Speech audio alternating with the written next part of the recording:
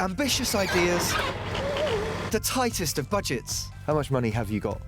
And a need for inspiration. Wow.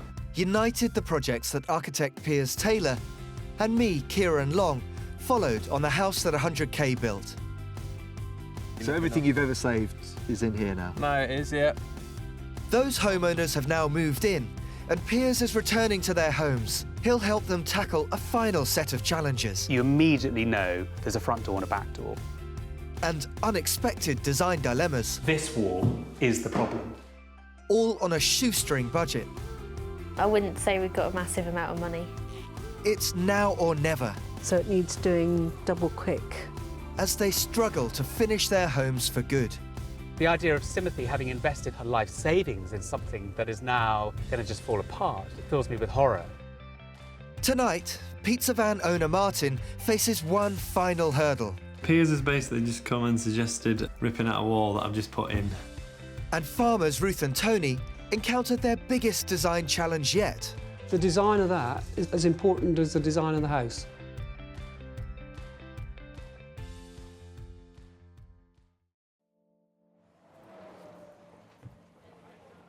Martin runs a pizza van in Leeds. In she goes. Cooked at 300 degrees C for approximately 4 minutes. Struggling to get on the property ladder, this 29-year-old is planning to build his own home from scratch. In the area that I want to live, it's quite difficult to find a house, and it's just to have my own space. And it's something that most people would like to try and do, and I just thought it was the right time and went ahead with it, really. Martin's bought a plot of land, but is unable to get a mortgage to fund the build. His only hope to get the £100,000 he needs is to turn to his mum and dad for help. It's our savings and our pension. It wasn't easily lent to him. We have a promise he'll pay us back so that our pension fund is back to where it was. I want to understand why Martin's taking such a gamble building on this awkward site. What made you want to build your own house in the first place? Obviously, the age I am, I don't really have many dependents, so I thought if I'm going to do it, I might as well do it now. Yeah. It's going to be hopefully a family home in the future. I mean, I'm not really thinking about that as yet, but I didn't want to just build a small house where I wanted to, you know, if I had a family that I'm going to move out in 2 or 3 years. Are you going to get your hands dirty? What's the idea? Yeah, I'm here? hoping to do as much as I possibly can, because if I subcontracted the whole build out, you know, there's no way I could afford it. I'm just going to crack on and just try it. With no spare cash, Martin's enlisted the help of an architect friend to draw up plans to his specifications.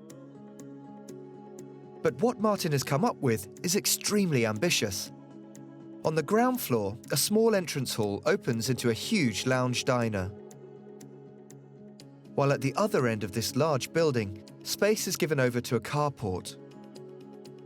The house is relatively narrow, but upstairs he's planning an office and 4 bedrooms laid out along a corridor. For a house of this size in the area, you would normally pay over £400,000.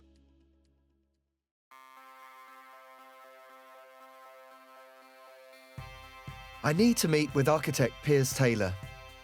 Together, we must find ways to help Martin improve his design, but also keep within his £100,000 budget. It feels like plasterboard city, you know, and that is a problem. And one wonders, given that he's a kind of young 29-year-old guy, why he can't do something a bit more dynamic with, you know, some other more interesting modern materials. Living there by himself, you could just take this wall out and perhaps, you know, reconfigure this to be one big bedroom. It would be a better building and a cheaper building. We can't affect the planning permission he's been granted, but once the shell is up, we can act. On site, work is starting, but so too is Martin's huge responsibility for this build. Come on, baby. He will be doing as much of the work as possible, so must keep a close eye on the schedule, but also his parents' investment. He only has one shot at this. If I was doing anything more complicated, I'd want to be able to check that I was doing it right, but I'm pretty confident in what I'm doing. It's only mixing a bit of concrete and flattening it out a bit. But the build soon gets more complex, and the bills start rolling in. At £30,000, the timber frame is the largest single investment, costing nearly a third of his entire budget. A team of specialists slot the panels together in no time. Martin's ambitious house starts to take shape. I'm really excited now to see the panels here, how good they look. I'll be able to see how the rooms feel. It's going to be good. But no longer just a drawing on a plan. Martin is seeing for the first time the true scale of what he has taken on. Seeing it up here now, it is quite big. In 4 months, Martin has hemorrhaged £50,000 of his parents' money, laying foundations and building this enormous shell. My parents are not wealthy people. I don't like asking for the money. I'll be borrowing the vast majority of the 100,000 off them, so hopefully they won't be struggling. But the real work hasn't even begun. He's now alone on site in a forest of stud walls which all need finishing. How the hell is he going to do this? It's 4 times the size of an average semi-detached house. All I see is pound signs. Doors are expensive and walls are expensive, and there's a lot of both of those here.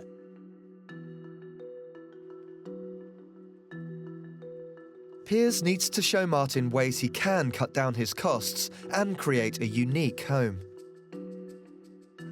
Hi, Martin. Hi, Piers, pleased to meet you. How are you doing? Yeah, good, thanks, good. Martin is currently planning a traditional approach to fitting out the interior. I had in my head that obviously that I would be doing a lot of plasterboarding and conventional finishes. Every partition wall he takes out will save cash and improve the building. For example, losing one in the master bedroom will give it a real wow factor and maximise his view. You know, if you took this wall out, which I think is a no-brainer, you can imagine having a bed there, be able to lie in bed and see right the way down past these houses to that amazing view beyond. If it was me, I think I'd put my bath right here behind a sliding screen that you could sit in the bath with a beer at the end of the day looking right the way down there. How about you do that? Kinky. I suppose I'd have to waterproof the floor and... Not necessarily, I mean... I'm quite messy in the bath, though. Are you? Yeah. all over the show. It's clearly going to be tough getting Martin on board with non-standard ideas. There's still this mindset that's incredibly difficult to get out of, that houses have ordinary walls, ordinary doors, ordinary skirtings, ordinary finishes like paint and things like that. But I think in this country, that's why we lag behind the rest of the world in doing unusual buildings. Our biggest challenge will be setting Martin free from a conventional approach to house building, if he is to create an incredible home, or be able to afford to complete one at all.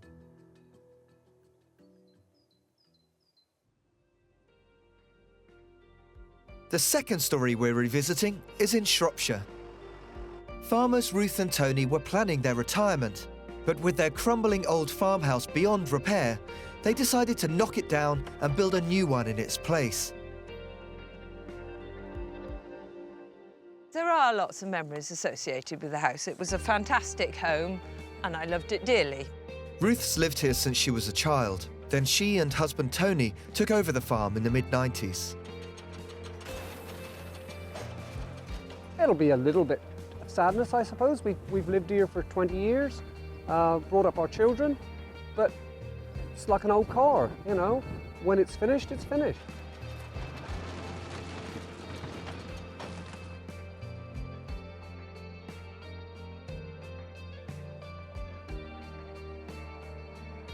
With the site now clear, Ruth and Tony are ready to start building. They'll be living in a caravan on site during the construction, which is where they show me the plans they've had drawn up. They are far from what I was expecting for their 99k budget. What do you think of our design? I'm slightly surprised that a couple so aware of, you know, farming and the landscape out here and the kind of tradition of building out here would build something so different from what traditional buildings are in this area. I love the look of it. I think it's because we've been farming all our lives. I don't want to be in a building that could, for any instant, be mistaken that it was an old farm building. Right. Farmhouse, fine. Old farm building, no. Their new, unashamedly modern design is a world away from other rural buildings nearby. I want to get Piers's view. The materials they chose for the exterior could be the key to its success or failure. Material is such an important thing in a kind of agricultural context. So what is this material? What's it clad in? The product they want to use is a kind of treated timber that will never age. Yes. This looks slightly to me like a kind of business parky building. You know, it doesn't have anything that's actually true to that place. We'll have to work fast if we're to influence Ruth and Tony's build, because 3 months into the project, their timber frame arrives. Each section has been custom made at a factory, ready to be put up in situ. I'm glad they know what they're doing.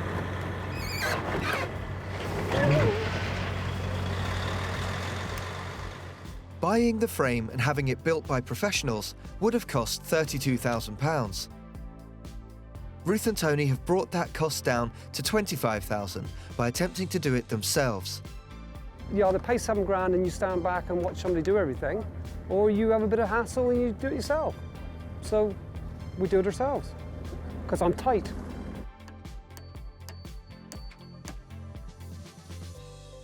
Three weeks later, the exterior walls are assembled, but they still need to complete the entire roof. The frame and foundations have set them back £50,000, half their budget. Piers needs to encourage them to choose a cost-effective material for the exterior that might also sit well in the surrounding countryside. This is the time to go and talk about cladding, because my worry is that they will go out, they will order some horrible plasticized wood, and before I know it, that will arrive on site and clad this building. That stuff is designed not to age, so it'll sit forever on that hilltop looking like a plastic shed. I need to make sure that isn't going to happen. But he may have his work cut out. There's a lot of people from day one who've told us how to build this place and what we should do. Some we've listened to and some we haven't. Hi, Tony. Hi, Piers. How you doing? No, not so bad. Wow. Yeah, it's a bit like a noddy house, though, isn't it? It's a bit red. It's a bit. It looks enormous. Aware that they may not be receptive to his suggestions, Piers starts gently by trying to establish the basic layout with Ruth and Tony. So this is your front door? No. That isn't a door, that's a long window. full-length window. No. We've put the door, that is the front door. That's the front door round the corner? Yeah. Excuse me, that's a utility room door. The front door is there. Sorry, chaps. I stand The corrected. proper front door you will come in is there. Is here. Yeah, The but I'm- boiler suits and wet dog door is there. The spatial flow of the building doesn't feel instinctive. Everyone arrives at what is a fixed window. So getting them to actually just think about how people will arrive at their front door, rather than this perverse thing of arriving at a window and being told you have to go around the back of the house to get in, or round into a lobby that someone will use once a year. Unable to agree how to enter their home is not a good sign. They have given more thought to the exterior cladding, and samples have been erected on site and left to weather for 3 months. I quite like this one. Yeah, I think that looks awful. Yeah. I actually think that looks like the garden shed. You which don't has like been the character of this? No, I don't. Yeah. We want something like this. Yeah. Even that. It looks like they could be set in their ways on this one. I guess I feel this looks a bit suburban in this context. It's a bit insipid for you. My worry about this is that it won't age well. Talk to the project manager and the boss, and she will only be all ears.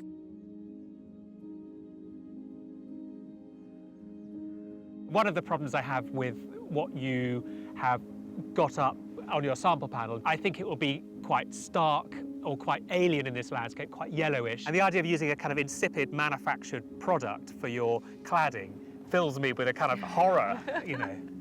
It is still timber though, bless it. It's just been treated. But you don't like the grey. I mean, you can see the grey of the barn behind it. You don't like that grey, do you? I don't mind it on the barn behind it. Yes.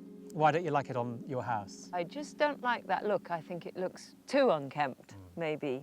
What about Wrigley tin, like the barn at the top, which is red Wrigley tin? You just said it, it's a barn. Why is there a difference between a barn and a house? Because I'm not going to live in a barn, I'm going to live in a house and a home. We need to show Ruth cost-effective alternative materials for the exterior. The success of their building relies on it sitting well in the breathtaking landscape.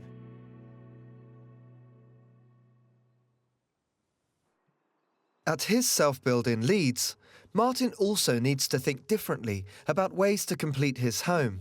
On his tight budget, he simply can't afford traditional, expensive interior finishes.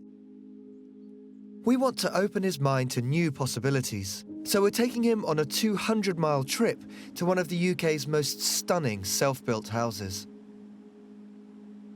In the heart of the Welsh countryside is Hovering House, created by architects Featherstone Young. One of the things I love about this house is the fact that the routes through it are really kind of exciting and dynamic and fluid, rather than a series of very rigid, geometric corridors that are just at 90 degrees. And what's a delight here is that there's nothing at 90 degrees to one another. But will Martin like such an unconventional interior? Wow. At £400,000, the budget to build this house may have been 4 times as much as Martin's. But what Piers wants to show him are the clever design ideas Martin could take for free. This is really just a kind of corridor that links a kitchen with a living room. But by just taking the doors out and just carrying this material through, cranking this open a bit, it feels just so much more special. You know, and you could do this at your place for actually less money than by putting doors in and dividing it up. You'd end up with something that just felt a lot more interesting and special than a conventional corridor.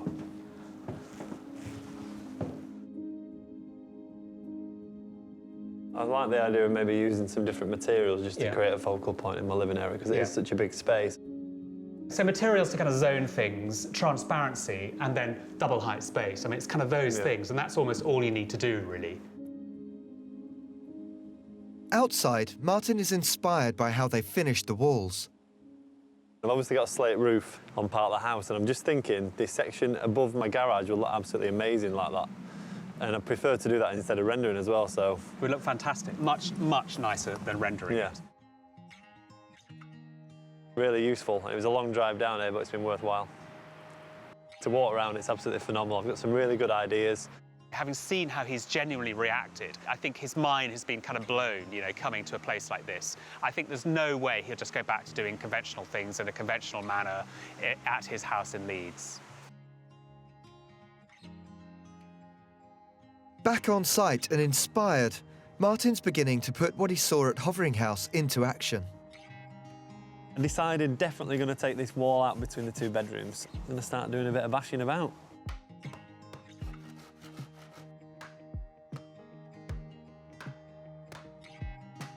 It's quite enjoyable. Even though this is obviously paid technically for this to be built, it will save me hopefully quite a bit of money by not having to plasterboard it. Saving money on the interior is crucial, because Martin is hemorrhaging it on the exterior. From the outside, you only have one opportunity to get the right stone or the right type of cladding and spend a bit more on things that will be there for quite a while that you can't change after. The homes closest to Martin's are built in traditional local stone. To fit in, he's using natural Yorkshire sandstone for his largest wall, but it's not cheap. And he's overspent on the labour needed to work the stone. I thought, you know, I'd probably spend about 3,000 to 4,000. It's probably cost nearer 6, labour-wise.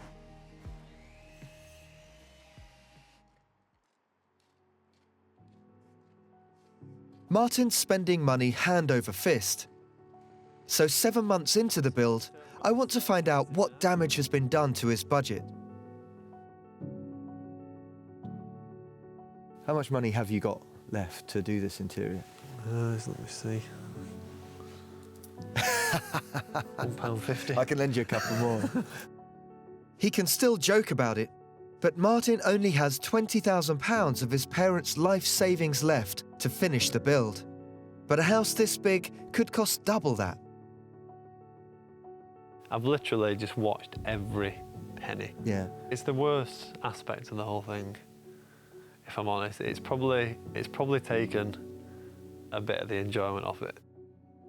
He's never taken the loan from his parents lightly. I need to be able to get a mortgage, you know, to pay them back. So that's always in the back of my mind as well. We're going to have to search even harder to find Martin cost-saving alternatives to complete his home.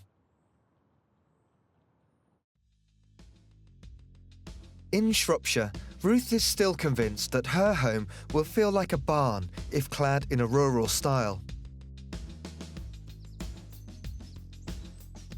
But I've come to see a house where the architect has used traditional materials on a modern home, yet also made it sit beautifully within its landscape. This is a house by an architect called Stephen Turville here in a beautiful village in Wiltshire. And it's a really great example of how to build in a rural setting while being contemporary, not just mimicking historic architecture, but making something really new that I think fits in really beautifully with this site. I've got unique access to this award-winning family home, built on the site of an old telephone exchange. It's a low-cost build that looks incredible inside and out. The no-frills agricultural shape fits fantastically within its surroundings. There are lots of things about it that the building just does really well. First of all, it picks a really simple form. It's a kind of barn-like building with a pitched roof, and you can sort of see there's minimal detail other than that. No overhanging eaves. It makes it kind of very elementary, but also somehow gives it a relationship to, you know, farm buildings and those kind of big pitched roof buildings we're used to seeing in rural settings. I think for Ruth and Tony, the simple form of this proves that in a rural setting, sometimes it's that kind of elemental feeling that you want. Ruth and Tony could learn from the inexpensive use of materials here. When you look at a building like this, you realise that you know, good design doesn't have to cost the earth. This is a very straightforward piece of construction. It's cladding, insulation, structure behind. That's what Ruth and Tony are going to be doing, and they can take lessons from the beauty and simplicity of the detailing here for their own build. It's going to be tough to get the couple to change their mind on the material for the exterior of their home.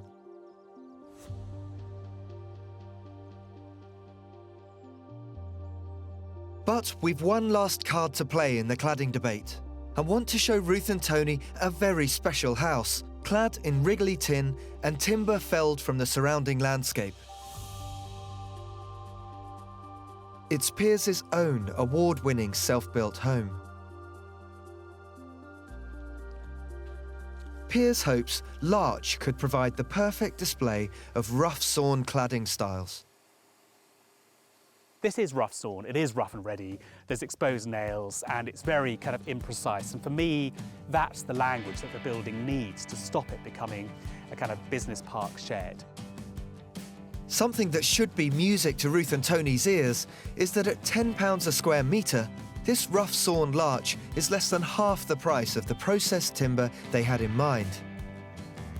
They may hate it, they may think it just looks like a fence, but I think, you know, we've got no choice but to have one last go at convincing them that this is something that could make the house actually look amazing. Piers has treated some of the wood with an inexpensive stain, as Ruth has stated a preference for keeping a warm wood tone. This is actually very simple, very traditional cladding, which is a chunky, oversized board with a cover strip that's nailed between the boards through to the back and behind. I'm not sure I like it quite so dark and stripy like that. Honest, to have it black, Yeah. it's a bit too dark. Sure. It's not a positive first response. But actually this comes in every colour from clear down to black. Okay, I want to see some aged timber now, that what it might look like in 10 years' time. Luckily, Piers' woodshed is the perfect example of weathered larch cladding. This is 10 years. This is 8 years. The house is 10 years. This is Fair 8 enough, years. which is what I wanted to look at, definitely. Yeah, exactly. When you look up close, it's still got some colour. Ruth, where are we? I am swayed. This is weathered nicely, and it's still quite warm and not too grey. If we can use something like this, then I'd be more than happy. I think we need to shake on it before you change your mind. Good. That's good. A swayed decision. It's a cladding coup by Piers, and I'm delighted. They've already spent half of their budget, but this has clawed back £5,850 for the rest of the build. Most of all, it's a big success for the future look of the farmhouse and the surrounding countryside. The decision has been made. We're definitely going to go with larch. It's nice and chunky, it's quite meaty, and it's a big house, so it'll take it beautifully.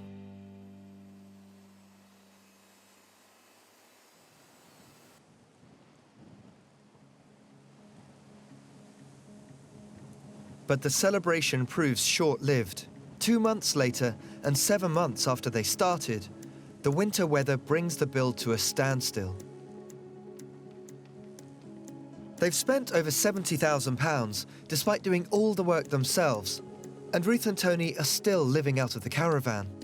Truly testing times for these novice builders and their self-assembled structure.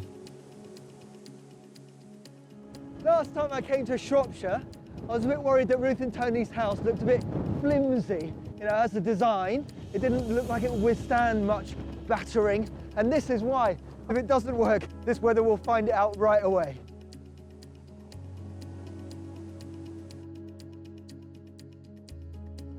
Tony's been working all hours on the build, and it's taking its toll.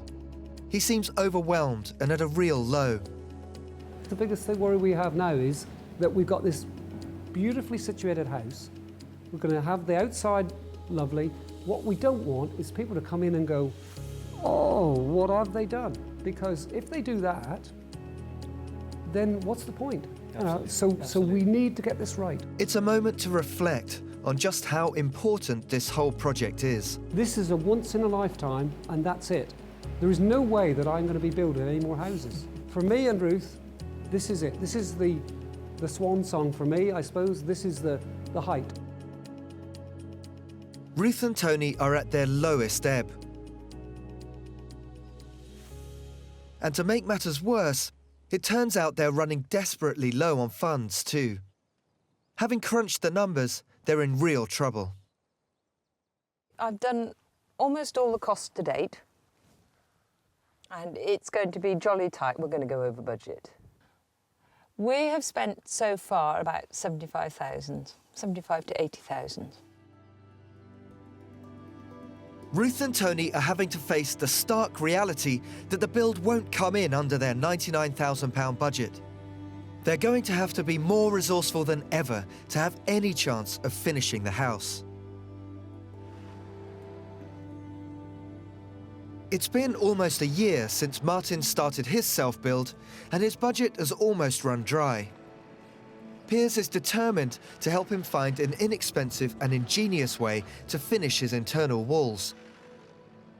I really want to find an interesting alternative to plasterboard, and I want to find an interesting alternative that allows Martin not to have to fix something, then plaster something, then decorate something. And Piers has heard about a site where he might be able to get exactly what Martin needs, in bulk, and hopefully for free. Rampersham Down in Dorset transmitted BBC World Service programmes for 70 years. The site is being cleared and redeveloped, so is a great source of unique materials for the self-builder on a budget. What an amazing place. It's so dramatic to see this stuff. The massive ducts made of heavy-duty aluminium sheeting really catch his eye. I think Martin could use this flat sheet material to line a wall with. It doesn't need finishing, it doesn't need painting, it doesn't need any fire retardant. It's robust, it's beautiful. Adopting materials like this would make Martin's house feel truly unique. This is what Martin's bedroom ceiling could look like, and I think that's priceless. It's fantastic.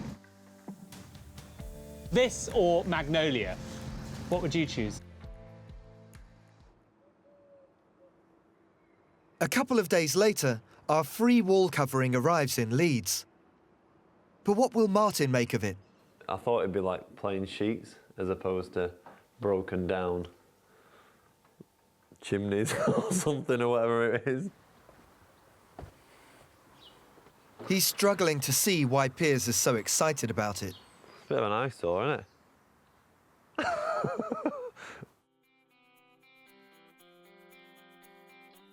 So will Piers be able to convince Martin that metal sheeting is the solution for his partition walls?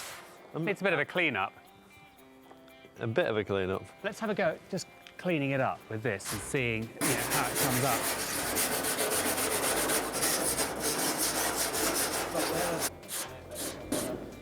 See, that is quite nice. Yeah, and that's, a minute, so 5 minutes per sheet. If I hold that there, you get a sense now, don't you? I think this wall, if you do it right up to there, would look fantastic in this stuff.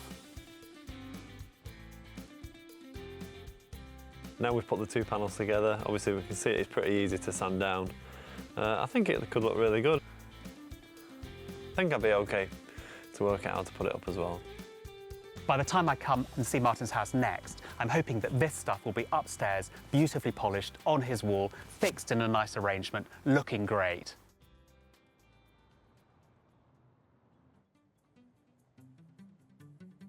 "16 months after Martin began his project, Piers and I did return to see how far Martin had got with his build. Hi Martin, boys, how are you doing? Good to see you. Good to see you. How are you doing? Yeah, good. Looks like a building. Looks great.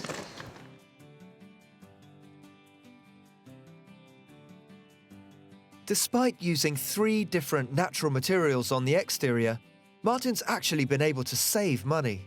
I mean, it's an amazing achievement, especially with these expensive materials and so on. You've put a lot of effort yourself into keeping the costs down here. Yeah, well, when you look at different materials, things like originally I was looking at sort of rendering this wall, etc. By the time you get the labour costs, I managed to slate a lot of that. So I think if you can maybe incorporate and do a bit more yourself, then that's where you manage to save the money. Martin's original plan was hugely ambitious. So did he run with our less orthodox, cost-saving ideas for the inside too? So this is the living room.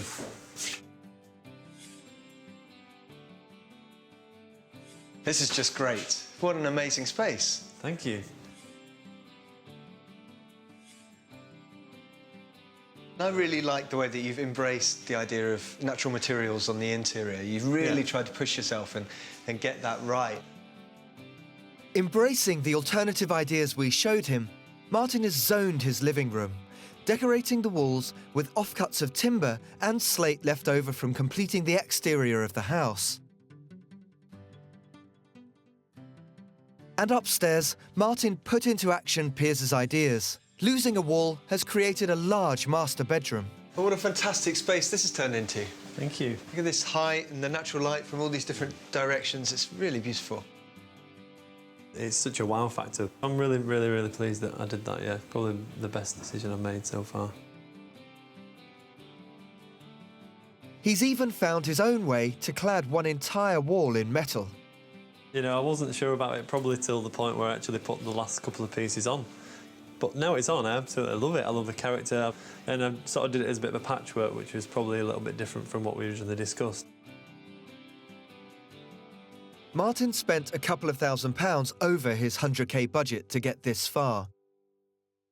But the house is still far from finished, with hallway and upstairs rooms all still to complete.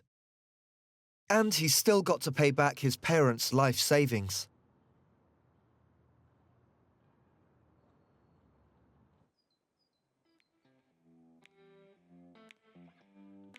"18 months after Ruth and Tony started, Piers and I are on our way to see how far they've got with their project, and crucially, how it sits in the landscape. Here it is. Looking nice at the moment, though, isn't it? Great. Yeah, Cladding I is like fantastic. the depth that the cladding has. The chunkiness, you did well on that. And the way That's that it super. casts shadow on Yes, itself. it does. Nice. And on a really bright, sunny day, it does cast beautiful shadows. I think it's great.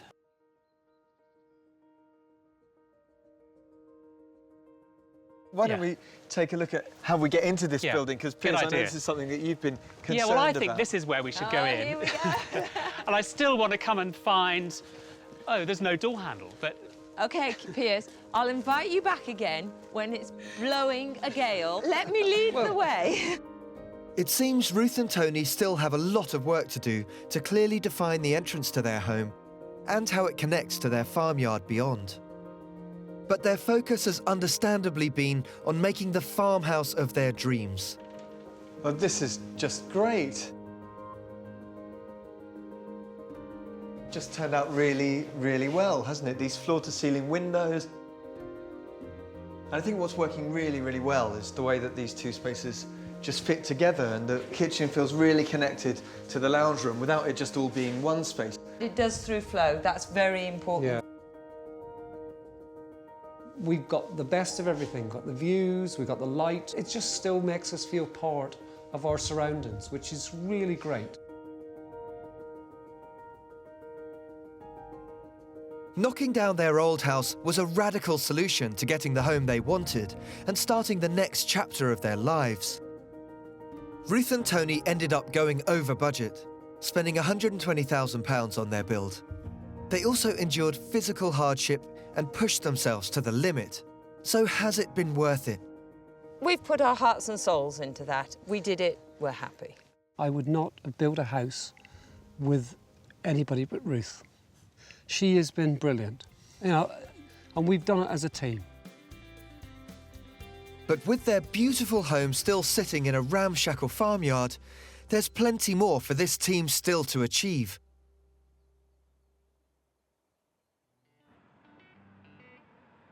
Just over a year after he last visited Martin, Piers is on his way to Leeds to see how his home has changed. I'm really excited to see what Martin's done and how he's settled into this house, and also how he's finished off bits and pieces. I think what's amazing about self-builders is how much they're prepared to do to realise something out of the ordinary.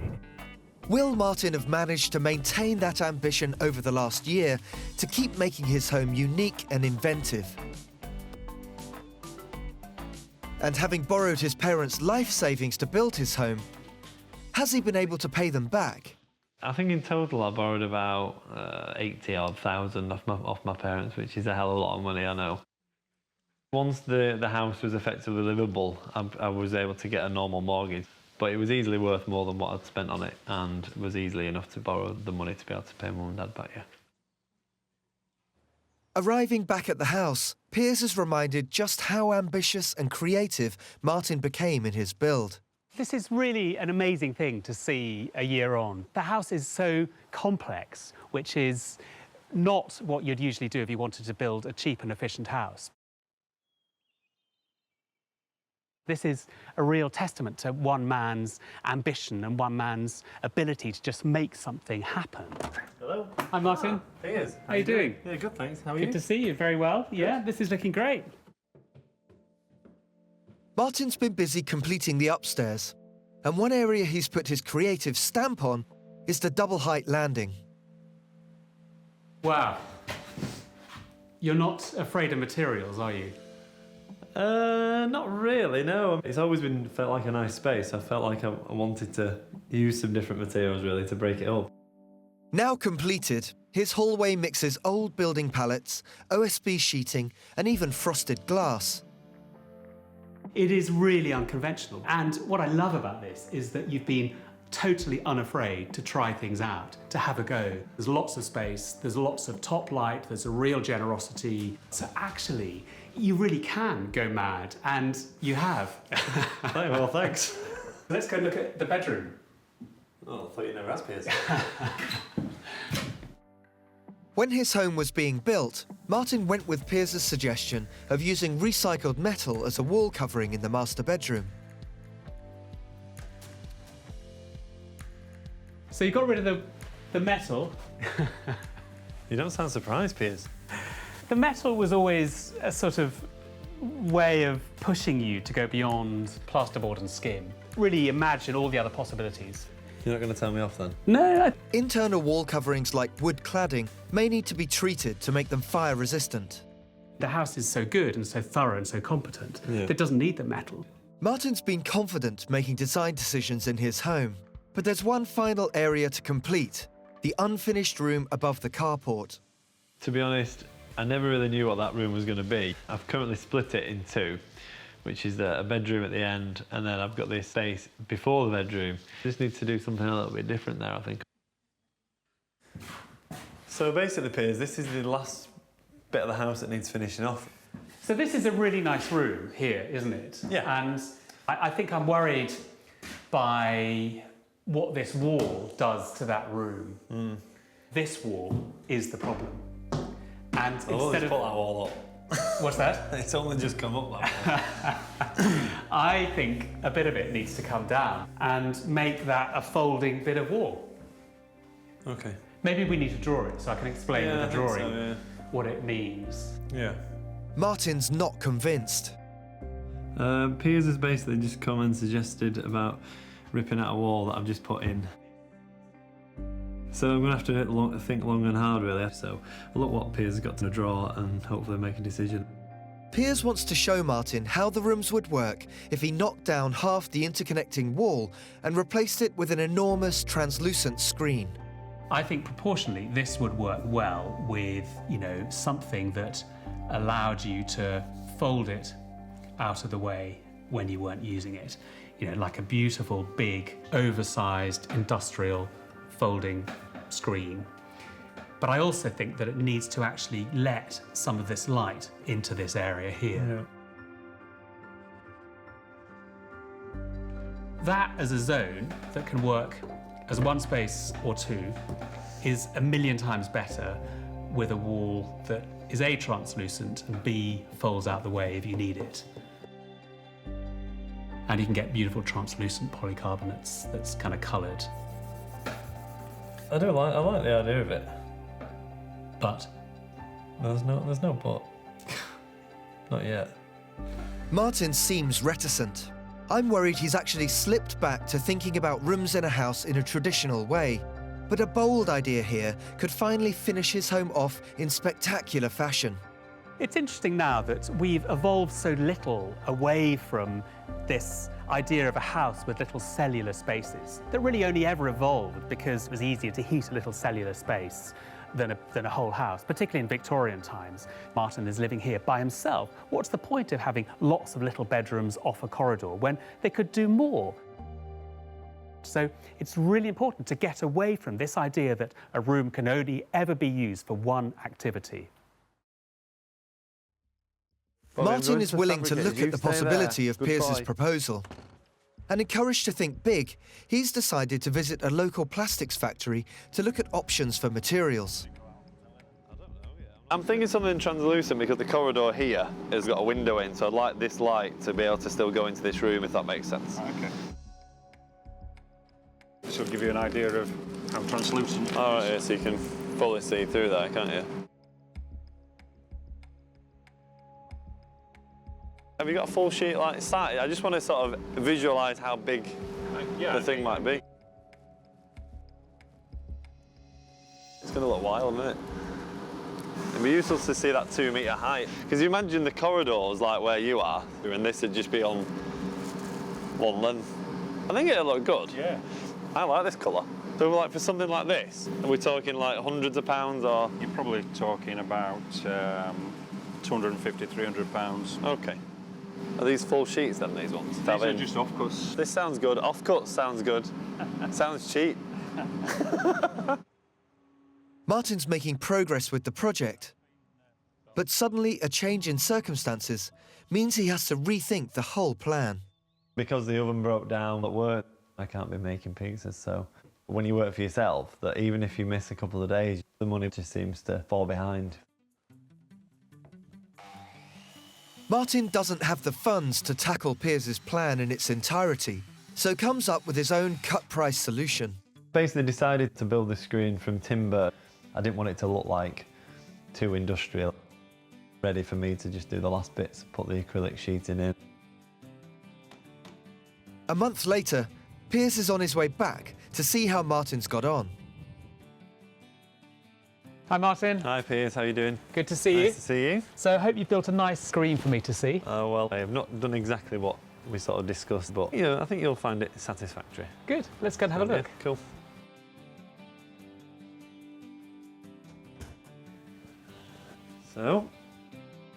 So this wall is still here, but this is great.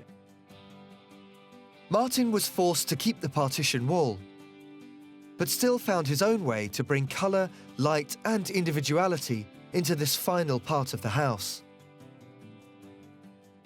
I mean, I like it that it's so economical in what it does. Yeah. And really clever the way you've stepped it back. And, you know, what's curious about when you stand back here is that you don't feel like you're in a corridor lined in plasterboard. You know, this feels like a light-filled space still. No, I'm really pleased it just sort of give this area just a little bit of something that it was lacking before. Taking this wall down, making something that moved around. I mean, it was probably too elaborate, you know. I mean, it's kind of the architect in me always wanting something that moves and pivots and does, you know, three things. I think it would look good. It came down to how expensive it was going to be. So how much did this cost, Martin? The wood was about £40 and the acrylic was basically offcuts. Right. So overall, just over £100 really to do it. You got something purpose-made for you that hasn't cost the earth and does something far better than a plasterboard wall. And actually, the effect is beautiful. Martin has returned to embracing a new way of thinking about building design and created a home that goes beyond the conventional. Martin is an ambassador for self-build because he just hasn't stopped innovating and experimenting, and he's not ashamed to just try things out. He's achieved something amazing here, but it isn't just that it's a good house for £100,000. It's an extraordinary house because of how complicated it is, how big it is, how inventive it is.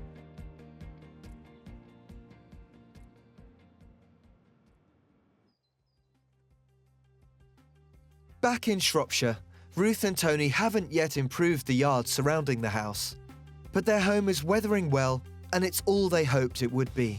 We suit this house and this house suits us. We're very happy. I always said I didn't want to live in a barn, didn't I? I don't feel we are living in a barn. It's a home. People come here and enjoy it. Enjoy our company in our house. Yeah. Since we last visited, the couple have continued putting their own stamp on the house. Upstairs is a lot more finished. I think all the bedrooms are virtually done, but the stairs have got to be the main thing.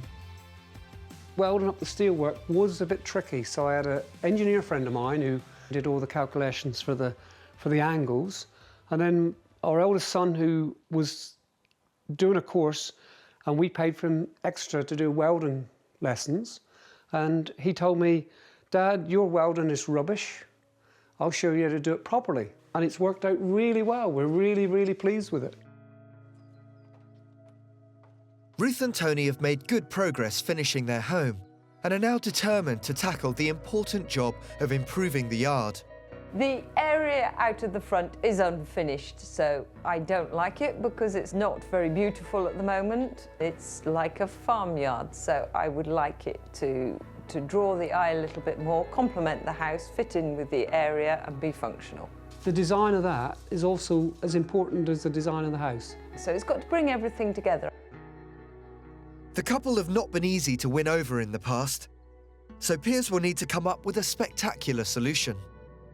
As long as Piers don't come up with sheets of wrinkly tin for the porch, I don't mind. He needs to show them something extraordinary, so has asked Ruth and Tony to meet him at a sensational house. Green Orchard, near Bristol, is an award-winning home created by architect Paul Archer. Clad with mirrored aluminium, it's unashamedly modern, yet sits beautifully in its environment. So this is a beautiful space here, isn't it? Yeah, it's looking super, yes. There are important design lessons here that could help Ruth and Tony's home fit into the area that surrounds it. My worry with your house is that it's quite an abrupt transition from farmyard and landscape to building. And the one thing I think we need to solve today is how that transition works, from farmyard to house and from house to landscape. So if you look at these decks for a minute, what they're not are things that just hover above the ground. They actually connect the house to the ground. You know, they're part of the ground. And the subtle changes in level from that threshold to here are fantastic. You know, it's a series of generous spaces that almost fray at the edges until they become the garden. And all of these things, because they also face south, are places that you could imagine lingering, having a cup of tea, sitting on the edge, those sorts of things. It's very similar in some ways to the front of our house. Yeah. The front is where we really need some detail. And it does vary because it slopes two ways. It slopes down the drive and away from the house. So we could do different levels. So we could do different levels. We could do something like that. That would be great, actually. Yeah. So this is great, isn't it? Oh, it's lovely. Wonderful. This is a physical barrier, but it's not a sort of traditional bars or wires or whatever. Well, it's functional. You could seat loads of people on there. And also, you know, what's interesting about this is that although it's a very modern house, you can really marry old bits of, you know, there's old bits of planters. I like old and new, It fits together very well. And our house is quite new because it's quite a modern design. But this is a very modern design, and actually it doesn't feel alien. No, it's a modern design, but then a modern design doesn't have to be out of place, does it? But any solution must be budget conscious. They can only spare a couple of £100. Your house needs to do what this building does in a slightly less formal way. And I wonder, what materials do you have maybe lying around or left over? We've got some of the larch cladding that we got from you left over. Stone, the old stone from the house, which I salvaged, and there's a great pile in the field. The local stone, our house is dug out from a sort of purpley, shaly stone. Now, that could be quite nice. Well, that's your material palette, isn't it? And it's not going to cost us a load of money, which is part of our... A bit of time and a bit of DIY. Yeah. Let's go and talk about what you could do. Let's go and draw it. OK, That's a good that'd idea. be fantastic. Piers takes Ruth and Tony to his design studio nearby to come up with a plan for their property. It not only needs to blend their house into the farmyard, but could also finally signify where their front door is. What we could do is, you know, use gabion baskets to kind of bring up the ground, you know, to this point. A gabion is a wire basket that comes flat, and you fold it into a kind of box, and then you fill it with stone. They're very low-tech, cheap ways of retaining ground. Piers' super low-cost idea uses gabions and other simple DIY structures such as a seating area and a log store. OK, so what we've got is a scheme, I think, where the existing building settles better into its landscape by virtue of one or two really simple things which define entrances. And what that does is make sense of the building and the buildings adjacent to it and the landscape. And it means that when you come in and park, you immediately know there's a front door and a back door. We're impressed. We're well pleased with it, and we can get going quite quickly, can't we? Yeah, I was a bit sceptical before we came, but actually, no, I think it's very good. Piers has come good and given us a lot of ideas, and now we can go back, and instead of sitting on the deck, I'll have to do some work. Make the wire. Ruth and Tony are inspired and have started putting Piers' plan into action. They bought some wire cages ready to make the gabions and have positioned them by the front door. Is it level? Yes, as near as you'll get it. That's all right, then. The gabions cost not very much. I think the big one was only about £23, which is nothing really in the great scheme of things. Tony's got a plan to make use of the final part of the old house which is still standing, the kitchen wall.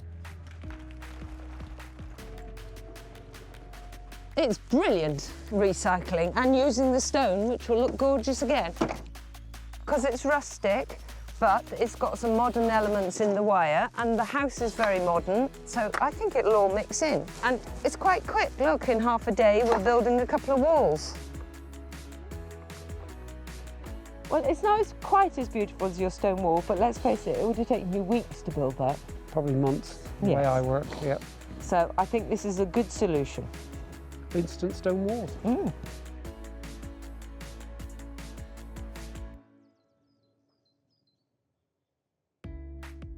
Three weeks later, Piers is on his way back to Shropshire to see how Ruth and Tony have progressed with the next phase of their project.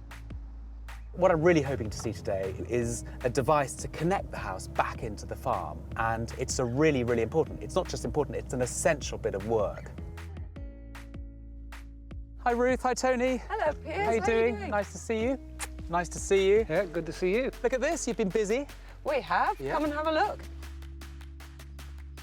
With minimum expense, using materials they found around them on the farm, Ruth and Tony have made a major step towards connecting the farmyard to their home.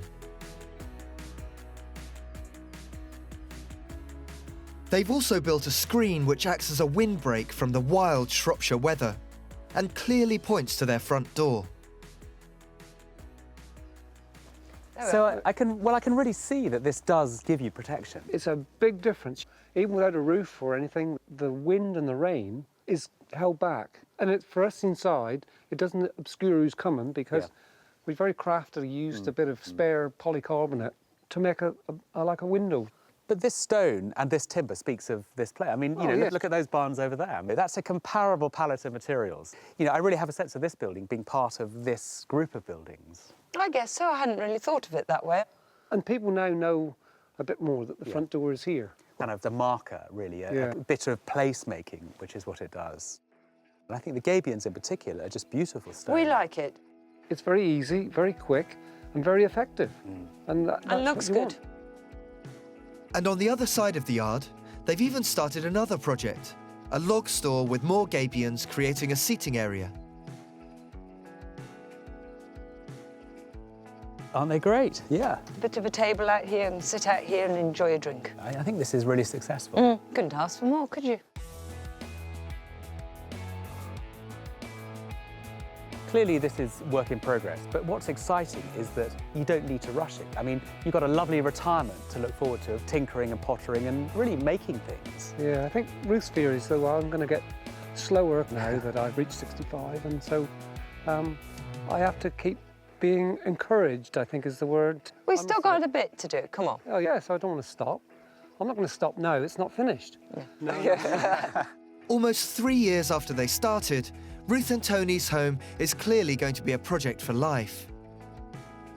Someone is not going to let the grass grow under my feet. He'd get bored. I'm going to save him from getting bored, not allow him to stop. That's what it is, yeah. Keep me going. When I saw Ruth and Tony's house a year or so ago, it was very much an isolated building that sat perched up on this hillside. Now, what's really good is that it's taking on the characteristics of this place and the new things that they've done. They're really connecting the building back into this landscape. I mean, this house is rich with life and character, and it's amazing to see how friendly a contemporary piece of architecture can really be.